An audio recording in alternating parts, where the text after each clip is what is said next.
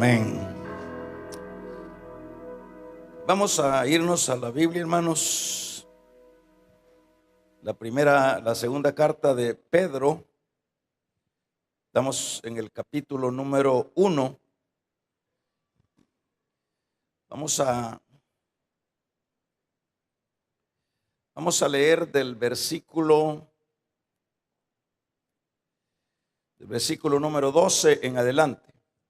Capítulo número 1 de la segunda carta de Pedro. Nos dice la palabra: por esto yo no dejaré de recordaros siempre estas cosas, aunque vosotros las sepáis y estéis confirmados en la verdad presente. Pues tengo por justo, en tanto que estoy en este cuerpo, el despertaros con amonestación, sabiendo que en breve debo de abandonar el cuerpo, como nuestro Señor Jesucristo me lo ha declarado. También yo procuraré con diligencia que después de mi partida vosotros podáis en todo momento tener memoria de estas cosas.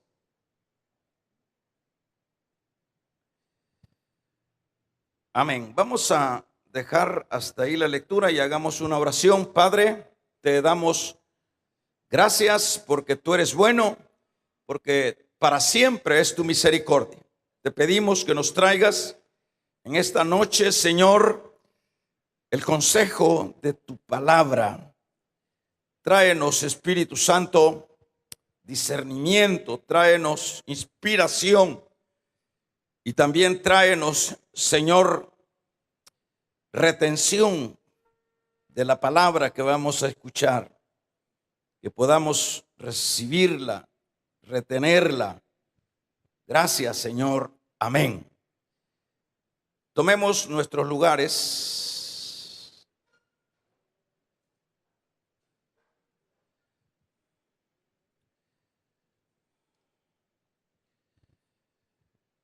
Hoy vamos a hablar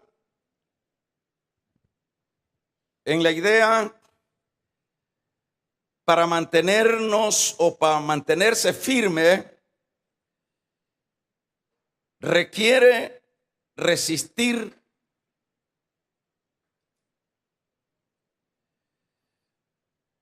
para mantenernos. Para mantenerse firme requiere resistir para podernos mantener.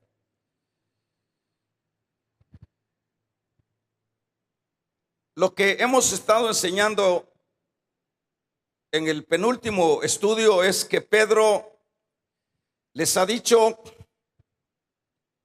a la iglesia a la cual se dirige, que por supuesto es la iglesia que en este caso, en este trasfondo de esta carta, es una iglesia que está siendo acechada por las herejías, por las falsas enseñanzas que estaban bastante avanzadas en este tiempo.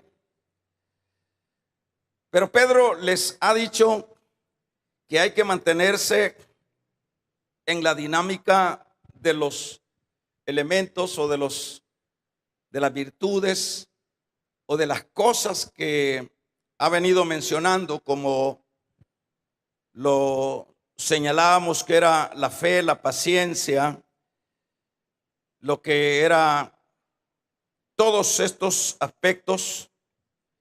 Pedro dice que había que mantenerse para poder tener una vida espiritual sólida.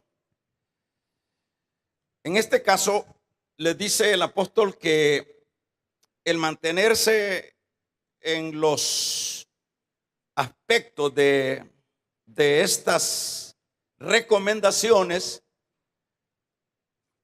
ello va a permitir, dice, que no se van a mantener ellos como acomodados, sino que ellos se van a mantener despiertos.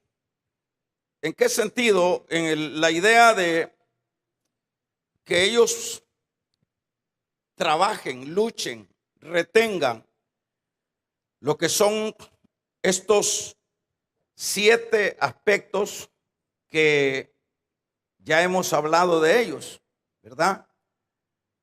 En este sentido se requiere, dice Pedro, mantenerse, pues Dios les explica, les tiene preparado lo que es el reino de una manera muy amplia, que son los últimos versículos que leíamos de la vez anterior.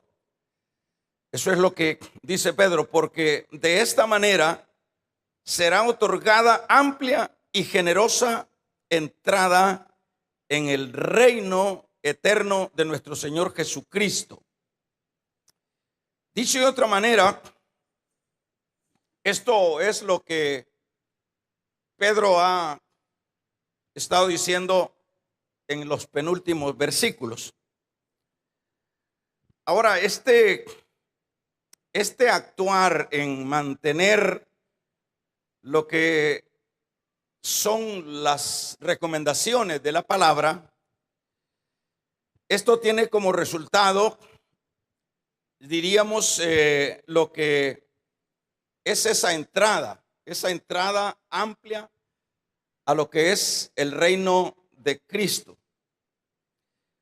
Decíamos que al hablar de esa amplia entrada en el reino de Cristo, estábamos explicando que lo que significa es que, de acuerdo a como los creyentes a los cuales se dirige Pedro aplicaran, se esforzaran, lucharan por mantenerse en los principios o en los elementos que Pedro ha estado mencionando últimamente, y en términos generales la palabra en sí, ellos serían de ese grupo de hermanos que recibirían, bueno, la bienvenida del Señor, pero no una bienvenida escasa, sino una bienvenida amplia en el sentido de las coronas, de los premios,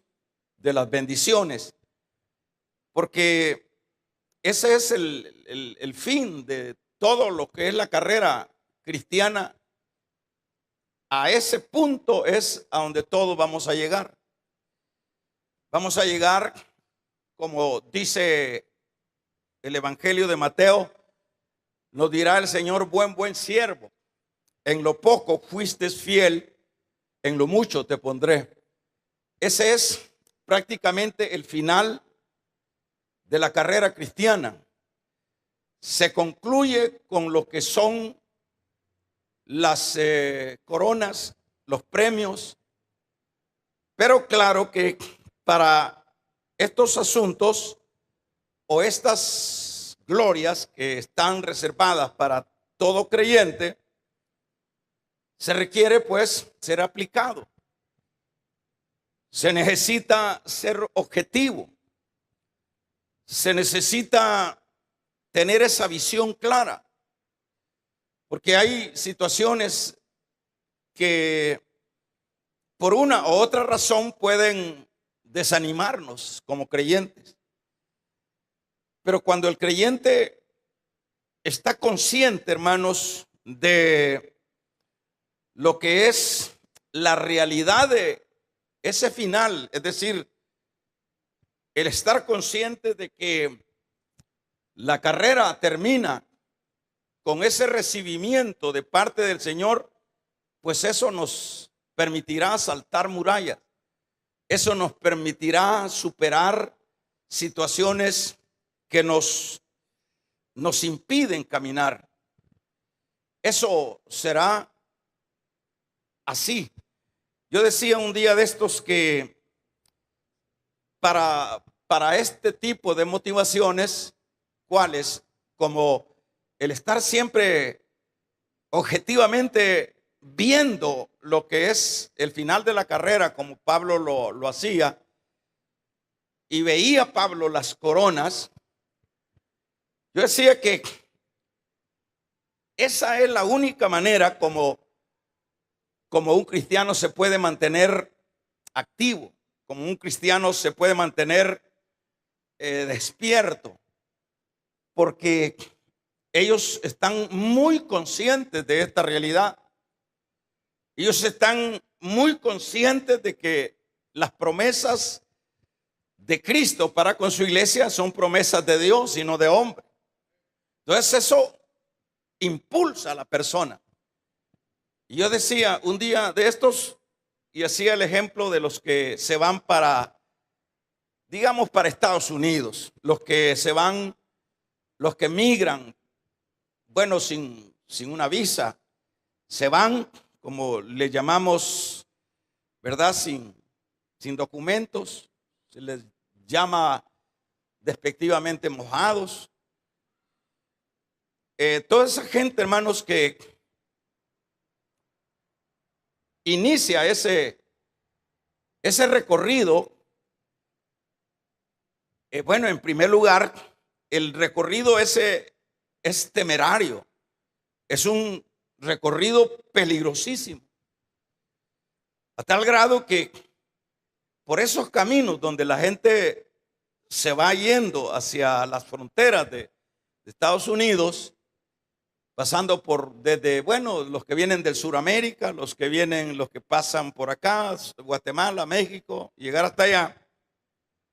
Se dice que por esos caminos son montones de calaveras que están en los montes, en los abismos, en los caminos, en los desiertos. Montones de huesamenta, no de animales, sino de personas. O sea que, bueno, no sé si está el hermano Ovidio acá, dice que cuando él iba, él de milagros cayó dormido en la noche, y en lo que se levantó él se dio cuenta que había un abismo, saber de cuántos metros profundo, que Dios sin duda lo durmió ahí para que no se matara ahí. Pero ¿por qué hay ese empuje para ir? Porque tienen una creencia sólida que al llegar allá las cosas van a cambiar en el campo económico. Esa idea es la que los hace atrevidos a las personas y no les importa aún morirse. Pues eso mismo será lo que hará a un creyente ser atrevido, ser intrépido, y que no lo detenga nada de estas cosas que puedan haber en el camino, como diríamos, las interrupciones que Satanás pone, el mundo pone, ¿verdad? Esas personas van a avanzar porque son creyentes del cielo, son creyentes de esa patria celestial. Pero claro que cuando no hay esa fe sólida, esa convicción, hermanos, sólida en la persona que nos llamamos creyentes, esa es la razón por la cual tiramos la toalla a las primeras de cambio. Esa es la razón por la cual en cosas insignificantes ya no seguimos, por cualquier situación, sea grande. Entonces no se sigue porque no se tiene bien claro que eso sea cierto, lo que dice el Señor en la palabra. Por eso es que usted ve creyentes que van emigrando, que no para Estados Unidos, sino emigrando de las filas cristianas para el mundo. ¿Por qué? Porque no tienen claro. Mire, un individuo, una persona, un indio iba a decir, pero mejor un individuo, una persona, hermanos, como sería el caso de Pablo, como sería el caso de estos apóstoles, como sería el caso de un Esteban, por poner un ejemplo. ¿Por qué ese hombre no lo detienen las piedras, no lo detiene nada? Porque él estaba, a él él estaba consciente de la realidad de ese cielo. Entonces eso es lo que nos hará a nosotros ser indomables en el camino espiritual. Entonces acá el apóstol Pablo, el apóstol Pedro les dice de esto, les dice que dada esa elección y que ellos tienen que comprobar esa elección con lo que es el caminar por ese camino en medio de las dificultades, Dios les tiene una entrada abierta, amplia. Ajá. Ahora, ¿cómo es que, fíjese, voy a entrar ya a lo que es lo que leíamos? En esta entrada amplia que les tiene el Señor, les dice Pedro a sus destinatarios, bueno, se requiere, por supuesto, hermanos, que la persona se mantenga firme en la verdad. ¿Por qué en la verdad? Porque yo dije al principio que uno de las falencias o de los problemas o de los ataques que tiene esta iglesia que está recibiendo la segunda carta de Pedro son las influencias de las herejías, de las falsas enseñanzas.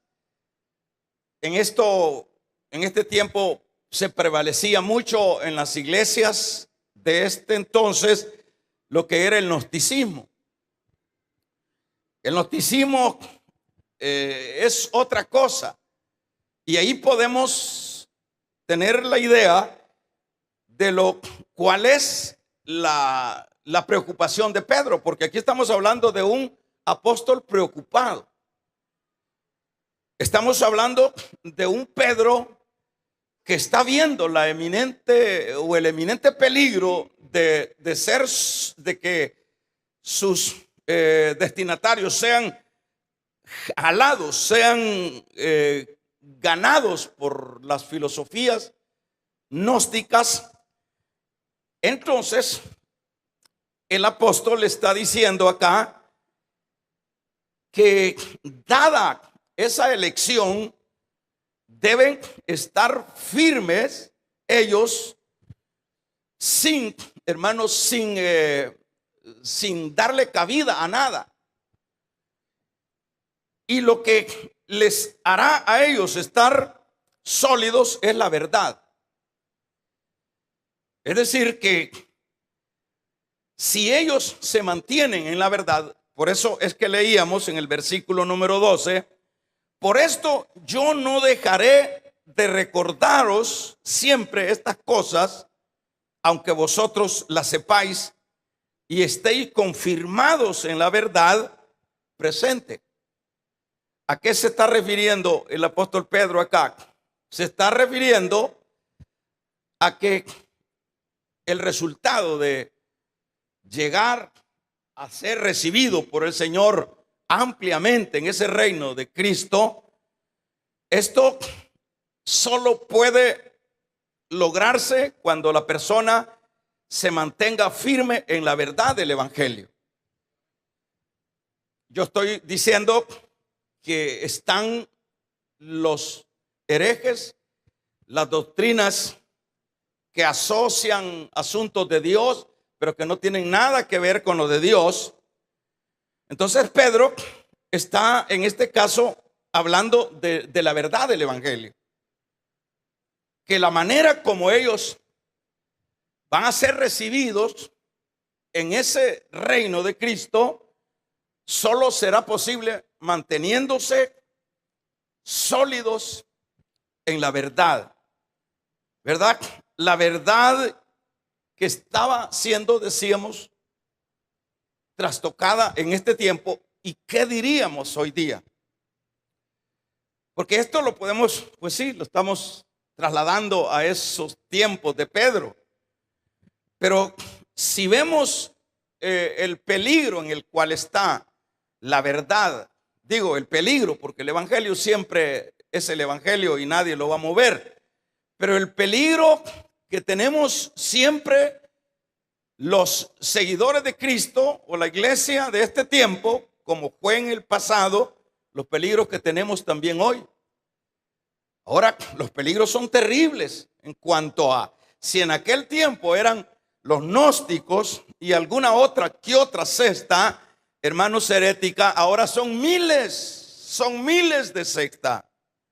Ahora son miles de predicadores que predican en púlpitos supuestamente a Cristo, pero que predican mentira, pero que predican doctrinas falsas. Entonces, esta recomendación de Pedro no solo era para aquellos de aquel tiempo, sino que ya vamos a ir viendo que esto era, por supuesto, para la iglesia del Señor. La iglesia del Señor que ha estado siempre amenazada. Por eso es que si el punto acá es la herejía, si el punto acá son las falsas doctrinas, qué importante es que cada uno, hermanos, de los que estamos caminando en esta vida de Dios, cada uno de nosotros vayamos como no siendo tan simples en la vida de Cristo. Simple en el sentido de decirle amén a todo, sin antes nosotros poder corroborarlo a través de la palabra. Porque, por ejemplo, vemos el caso de los bereanos que se ven allí en Hechos de los Apóstoles. Cuando Pablo llega con el Evangelio de la Gracia, los de Berea lo que hacen es no decir amén. Los de Berea lo que hacen es decirle a Pablo, nos interesa eso. Nos llama la atención esa enseñanza, esa nueva doctrina. Porque si eran sectores o segmentos de judíos, era totalmente, hermanos, una cosa difícil que un judío pudiera decir amén a una doctrina que decía que había venido Cristo y que lo habían matado y que había resucitado. Ellos no podían creer una doctrina así tan fácil, porque se las dijera un predicador, como el caso de Pablo. Pero esa es la razón por la cual ellos van y le dicen, espéranos, vamos a ir a las Escrituras. Y ellos se fueron a revisar el Antiguo Testamento, si había coincidencia con lo que estaba enseñando Pablo. Y luego vinieron al culto de Pablo otra vez, no se sabe cuándo, pero le dijeron y le aceptaron la palabra. Por eso es que en esto debe de andar uno bien listo, hermano. ¿Por qué debe de andar bien listo? Porque aquí quien arriesga no es Dios. Quien arriesga con recibir y retener una mala enseñanza, una enseñanza que vaya en contra de la doctrina apostólica, quien fracasa, quien se amuela todo, es el que le da cabida. Por eso es que necesitamos leer la Biblia. Usted no se acostumbre solo a venir a la iglesia, usted debe ser un lector de la palabra. Usted debe tener criterio, usted y yo debemos de tener, o sea, porque llegamos al punto casi que igual que los que siguen la religión católica. Lo que dice el cura, eso, bueno, ya estuvo, amén, amén. Y esto no es así. No es lo que diga el cura y no es lo que diga el pastor. Hay que leer la palabra. Imagínense las personas que salen del país y se van a otros lugares. Qué difícil es. Porque, bueno, aparentemente todo es de Dios. Todos los coros son iguales y todas las administraciones son iguales. Qué difícil es como hallar un lugar no perfecto, pero por lo menos que no altere las enseñanzas de la Biblia. Entonces, eso era lo que estaba sucediendo acá. Y como decíamos, esto, lo de los a quien se dirige Pedro, el punto es que la clave o la efectividad de un final feliz sería manteniéndose en la verdad. Entonces, aquí les está diciendo, por ejemplo, lo voy a leer acá, donde dice: por eso siempre les recordaré estas cosas, por más que las sepan y estén afianzados en la verdad que ahora tienen. O sea, si Pedro, su preocupación es, bueno, ese avalanche de las falsas enseñanzas para con la iglesia. Entonces, él sabe que la única manera de que sus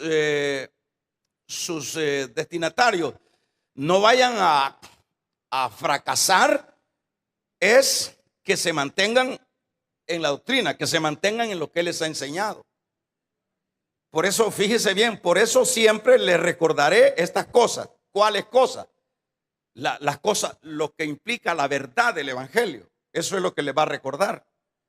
O sea, se la va a repetir otra vez más. Se la va a volver a decir otra vez más. Eso es lo que le estoy diciendo. Y por más que ustedes las sepan o las retengan o ya las tengan, de todo modo yo se las voy a seguir repitiendo. ¿Qué quiere decir el apóstol Pedro acá? Se las voy a seguir dando porque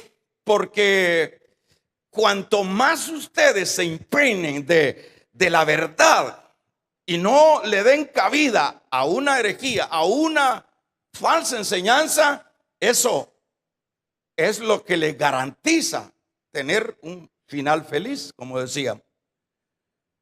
Entonces acá, mire qué interesante, ¿verdad? La verdad del evangelio, la verdad que estaba siendo, decíamos, trastocada. Ahora Pedro, consciente de este peligro, le dice a continuación, le dice lo siguiente. Le dice que él se las va a repetir, y lo que pudiéramos ver acá no es otra cosa sino un padre espiritual, en primer lugar, un padre espiritual, lo que vemos acá en el versículo número 12. Por esto yo no dejaré de recordarlos siempre estas cosas, aunque vosotros las sepáis. Dice que uno puede saber las doctrinas. Uno puede estar muy... Por ejemplo, yo he conocido personas que aquí han sido doctrinadas, que aquí han sido enseñadas. No una, montones de gente. Pero luego cuando ya no están en este lugar, ya no son lo mismo. Ya andan creyendo otras cosas. Ya andan hablando de otras astralidades. Ya andan presumiendo de mejores enseñanzas. El evangelio, hermanos, no es un asunto novedoso en el sentido que se pudiera entender que, bueno, que hay que redescubrir otras cosas. El evangelio es sencillo. El evangelio es práctico. El evangelio lo entiende el niño porque no es complicado. Entonces acá Pedro está diciendo que él les va a seguir repitiendo, aunque ustedes ya hayan sido fundamentados en la verdad de la palabra. Mi deber, yo estoy diciendo acá como un padre espiritual preocupado por los hijos, mi deber es repetirles las mismas verdades. La verdad del evangelio es esta, la verdad del evangelio. Ustedes no pueden cambiar. Es la acción prácticamente de un padre que está luchando. ¿Por qué? Estaba luchando por ellos. Y eso es realmente importante ver diríamos, hermano, a personas que están desempeñando los roles que Dios les encomienda. Por ejemplo, a Pedro se lo dijo el Señor allá en Juan: pastorea mis ovejas, pastorea mis ovejas. Eso es bueno. O sea, esos hombres que aunque, bueno, no están, en el caso aquí, ninguno de los apóstoles estaba esperando reconocimiento de las ovejas. Pablo, si hablamos de Pablo, Pablo les dice allá a los de Éfeso, a los corintios: cuando yo llegué ante ustedes, no llegué por ningún interés, yo llegué por sus almas. Y nada de ellos no andaban esperando, hermanos, que les reconocieran, porque ellos tenían un compromiso. Dios les había dado un compromiso de cuidar la grey. Y eso es lo que hace Pedro, ¿verdad? Eso es lo que está acá Pedro diciéndoles a los que se dirige, es decir, cuidándolos. Y este es el rol que sigue desempeñando, como lo dije en Juan capítulo 21, habla de que el Señor le dijo: pastorea mis ovejas, pastorea mis ovejas, ¿verdad? Pastorea mis ovejas. Y eso es lo que está haciendo Pedro acá. Ahora, también el apóstol quiere dejar claro, hermanos, que el estar insistiendo en esto de decirles no vayan a pensar, no le den cabida a otra cosa. Fíjese lo que dice en el versículo número 13: pues tengo por justo, en tanto que estoy en este cuerpo, el despertaros con amonestación. O sea que en el versículo 13, mire el compromiso del hombre de Dios. Y esto debe de ser, y claro que así es, debe de ser, diríamos, pensado. Debe de ser como que a nosotros nos lleve a hacernos la pregunta: ¿por qué esta gente, por qué estos hombres actuaban de esta manera? Ellos actuaban de esta manera porque ellos estaban cumpliendo su compromiso. Fíjese que en este versículo dice: pues tengo por justo, o sea, vamos a ver en el 13, dice: además considero que tengo la obligación de refrescarles la memoria mientras viva en esta habitación pasajera que es el cuerpo. Por ejemplo, en este caso Pedro no crea que era un muchacho. A estas alturas Pedro era un ancianito ya. Y alguien pudiera haber dicho, Pedro como anciano ya. Él así lo expresa allá en la primera, Pedro anciano. O sea, era un anciano, pero un anciano con responsabilidades. Un anciano que no había tirado la toalla. Un anciano que estaba cumpliendo de la mejor manera lo que se le había encomendado. Entonces acá él dice que en este versículo número 13, interesante es: además considero que tengo la obligación. Él estaba obligado de refrescarles la memoria mientras viva en esta habitación pasajera que es el cuerpo. O sea que estos no eran de esos viejitos que se jubilan. Estos no eran de esos ministerios o de esos creyentes que decían: no, yo estoy viejo, ya nadie agradece. Y al fin y al cabo, mire, cuando uno no está consciente de qué significa este asunto, hermano, uno hace barbaridades, uno hace locuras, uno hace cosas que realmente están fuera de base. Entonces acá el apóstol Pedro dice que mientras yo viva, voy a expresarles y voy a exhortarles. O sea, el compromiso de él de exhortarles, e insistir. ¿Qué vemos ahí nosotros en eso? La responsabilidad, sencillamente. Responsabilidades con Dios. No le podemos llamar otra cosa sino una buena mayordomía.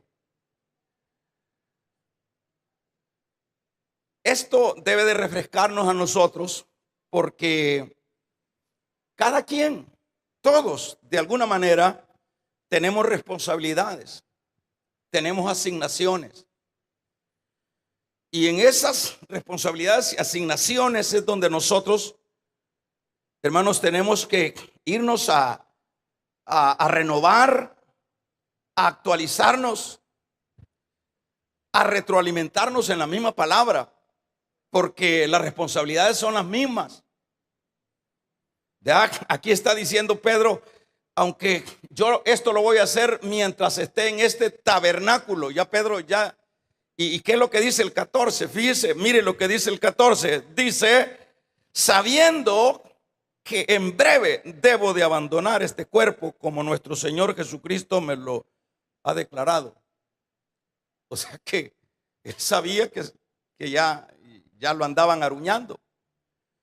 ¿Y cómo es que Pedro dice? Se lo dijo allá en el mismo capítulo 21 de Juan. Le dijo el Señor de que iba a morir. Es más, le dijo que iba a morir. Le dio a entender que su muerte iba a ser crucificado. Imagínese un cristiano, una persona que no esté bien convertida, hermano, que el mismo Señor le dijo, mira, fíjate que a vos te van a matar crucificado también. Una persona que no esté bien convertida y que le anticipe el Señor de que va a morir, esa persona no va a permanecer en el evangelio, hermano.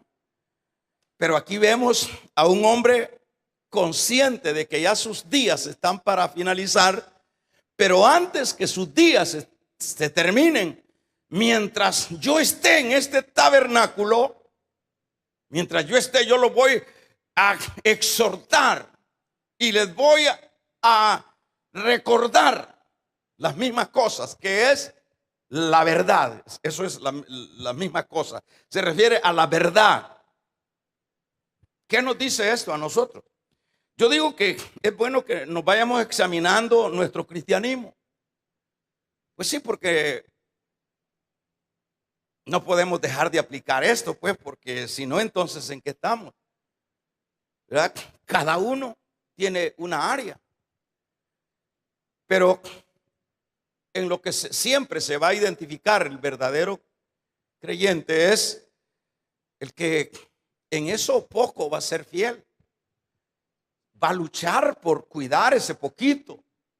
Va a luchar por exhortar, por corregir, por orientar en cualquier campo, sea por una mala enseñanza o por otras razones.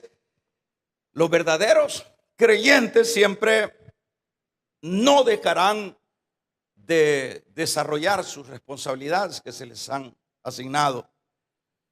Entonces, aquí Pedro dice, mientras yo esté vivo, y a Dios me dijo que yo iba a morir.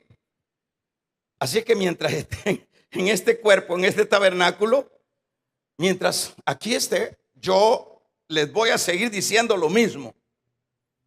¿Cuántos alaban el nombre del Señor?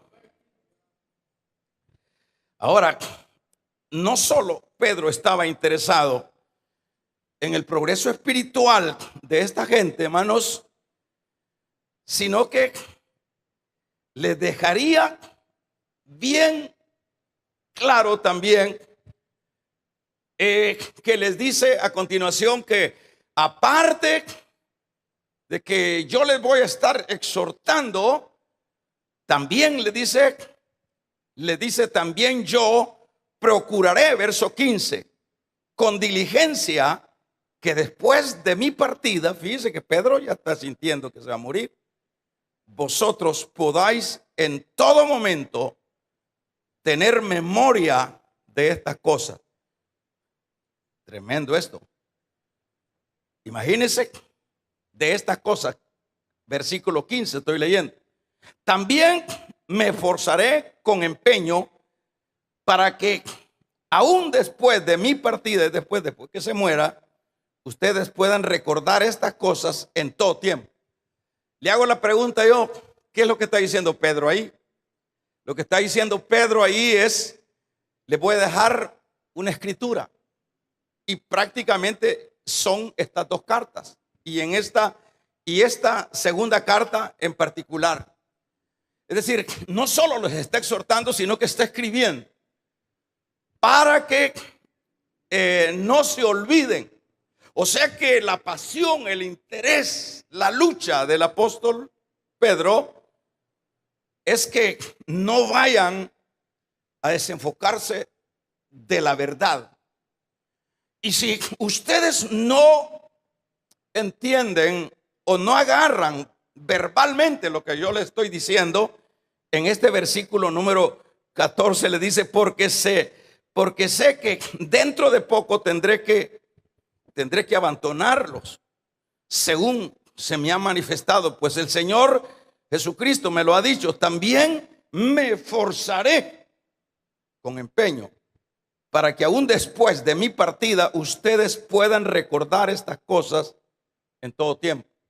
Y esto no solo era para la iglesia a la cual se dirige Pedro, esto es para la iglesia en general. Es decir, estas cartas estas cartas han bendecido por 2000 años a la iglesia. Este es un legado que dejó Pedro, por supuesto, por el propósito de Dios. Un legado que dejó Pedro en beneficio de la iglesia.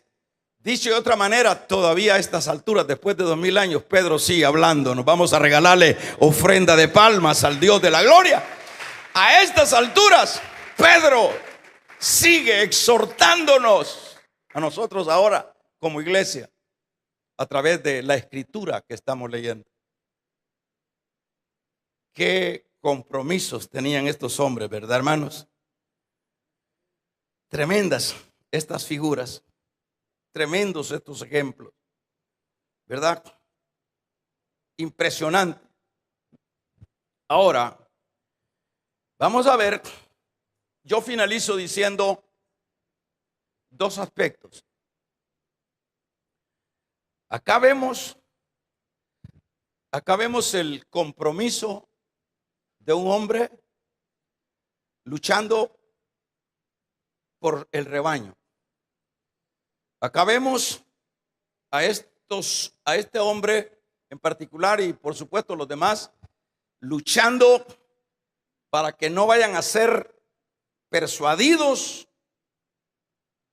a los que se dirige, y está insistiendo: no dejaré de decirles las mismas cosas mientras yo esté vivo, pero aparte también me voy a esforzar para dejarles, dicho de otra manera, se lo voy a parafrasear de esta forma, a dejarles una escritura para que si yo no estoy para exhortarlos, orientarlos, ustedes a través de la escritura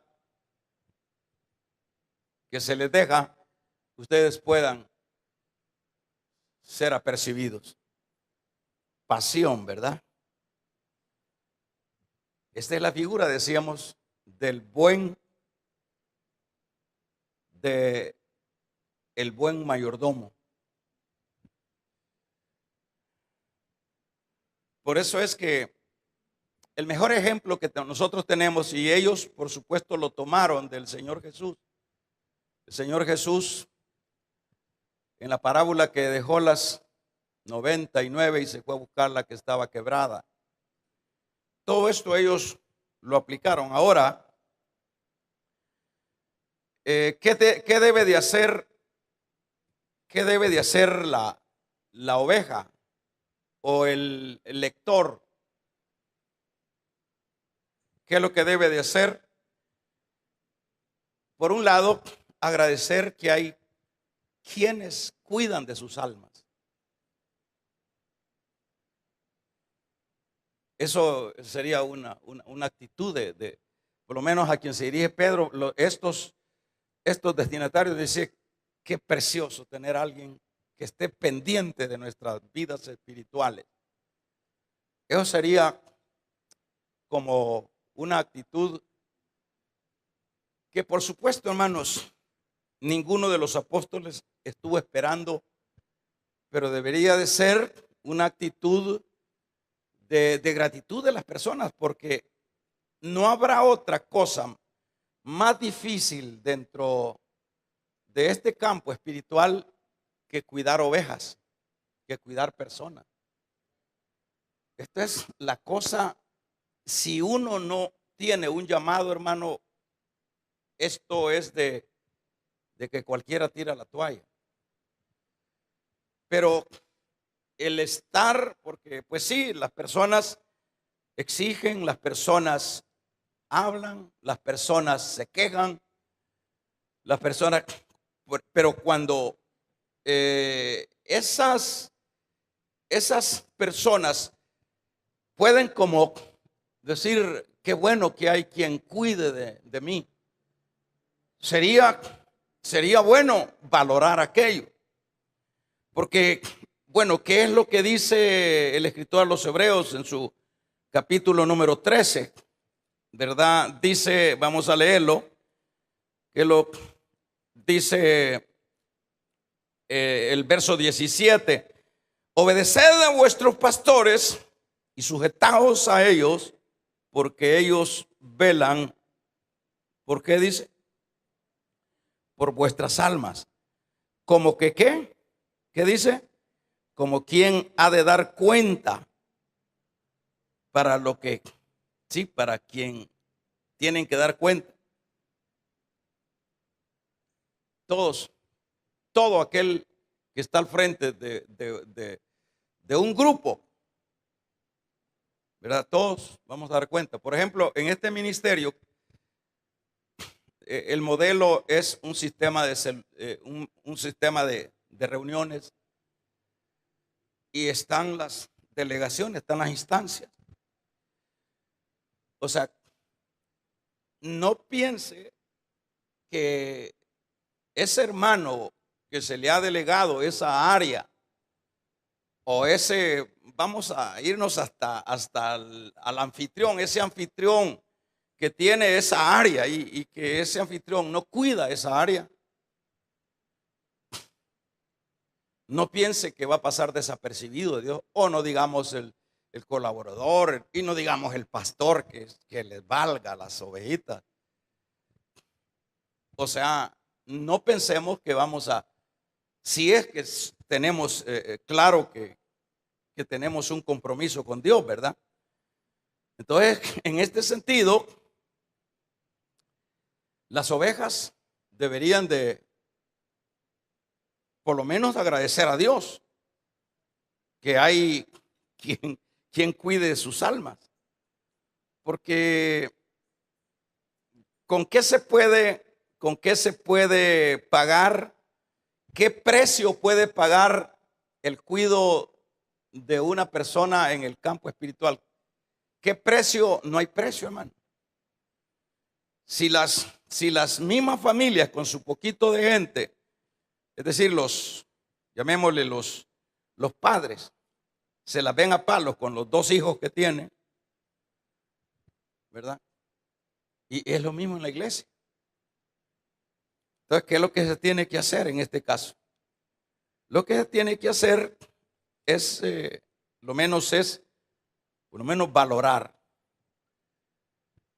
A veces los pastores nos hacemos de enemigos, y bastantes. Por ejemplo, decirle a la iglesia, congréguese, hermano, congréguese, es ofenderlos. Y ellos dicen, no, yo así pienso, yo así soy. Pero ¿cuál es la razón de decirle a la gente, congréguense? La razón de decirle a la gente, congréguense, porque usted y yo no podemos darnos el lujo, no podemos darnos el lujo de decir, no, yo no necesito de congregarme. Entonces no hubiese dejado pastores el Señor.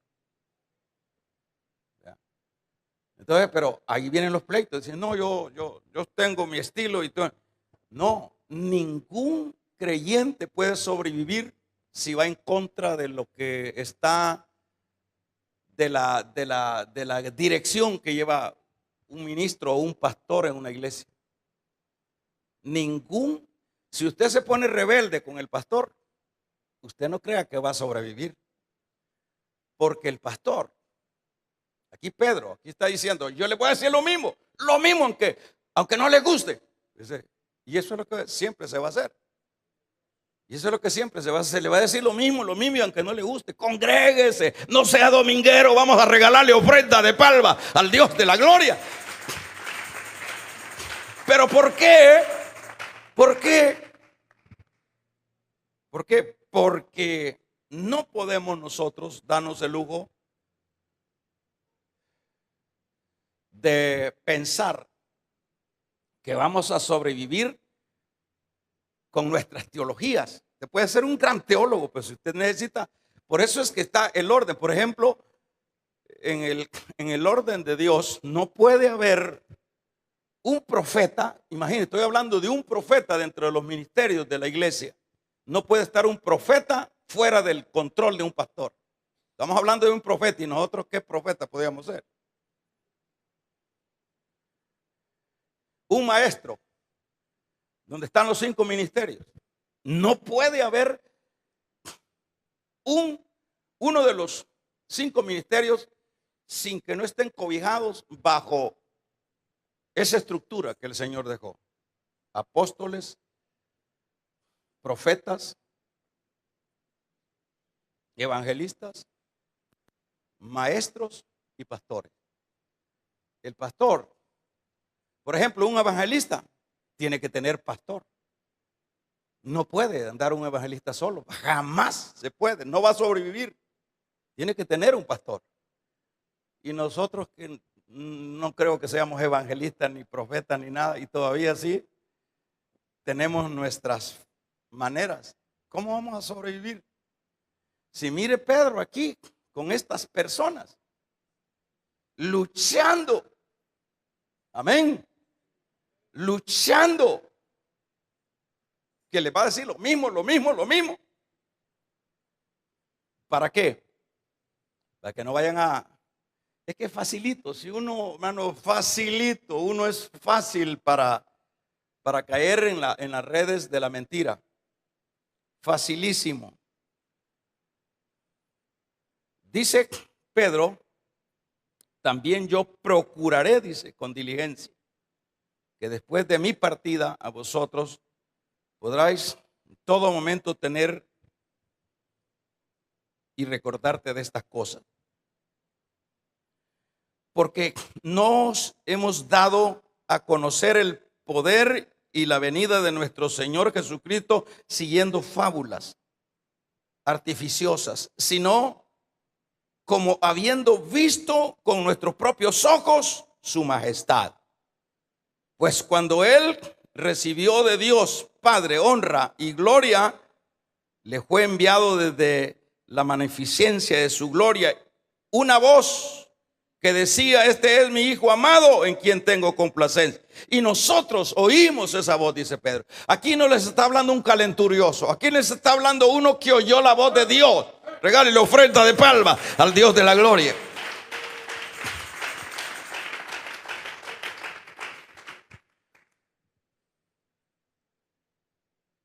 ¿Qué piensa usted? ¿Que vamos a sobrevivir sin estar bajo la cobertura de un pastor? No, imposible. Mire, en primer lugar, el compromiso de un pastor. Esa congregación a quien Pedro se dirige debía de valorarlo, tener quien cuidara de ellos, porque el pastor va a luchar, va a insistir, va a empujar, va a exhortar y le va a dar con todo. Porque dice ahí el libro de Hebreos, porque ellos darán cuenta de vuestras almas. Entonces el trabajo de Pedro o el trabajo de cualquier pastor, predique la palabra. No ande quedando bien con nadie. Predique la palabra, prediquemos la palabra. Y con eso libramos nuestra responsabilidad. Vamos a ponernos de pie. Padre, te damos gracias porque tú eres bueno. Gracias porque tú nos permites, amantísimo Dios, el poder retomar, Señor, de tu palabra la enseñanza. Sí, Señor. Por lo tanto, para mantenernos firmes, requiere insistir en mantenernos en la verdad. Ese es el tema. Mantenernos en la verdad nos permitirá mantenernos firmes. Gracias, Señor.